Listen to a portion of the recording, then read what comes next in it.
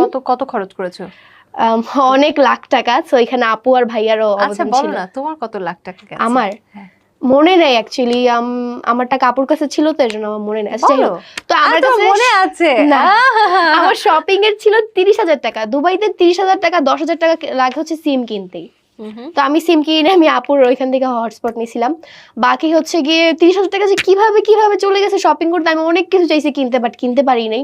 So এর জন্য আমার ইচ্ছা যে দুবাইতে যাব তখনই যখন আমার মনে হবে যে এত বড় লোক তো কখনো হইতে পারবো না যে যেইটা মন চাই ওইটা কিনতে পারবো, বাট হ্যাঁ নিজের শখটুকু পূরণ করতে পারবো, তখন যাব আবার। বাবা, এটা আমার ইচ্ছা। কোটিপতি মানুষদের না না না, কোটিপতি চাওয়া পাওয়া। কোটিপতি না, আমার কাছে একদম কিছু লাখ টাকা ছিল, আমি তো ওইটা দিয়ে চলে গেছি। আমার কাছে 1 টাকাও বাংলাদেশের টাকা ছিল না, জানো। ওই যে তুমি জানো তোমার কাছে কত টাকা ছিল, কত টাকা খরচ হয়েছে? মনে নাই। 20 লক্ষ? না না, এত না, 2 লাখ প্লাস হচ্ছে আমি নিজে দিয়েছি। আচ্ছা 2 লাখ প্লাস। তখন তুমি কতটুকু ছিলে? ছোট ছিলাম, বাট আমার সেভিংস ছিল। আচ্ছা কতটুকু ছিলে? 1 বছরও তো হবে না, 1 বছরেরও কম, এই যে কিছুদিন আগে গেছি। তালহা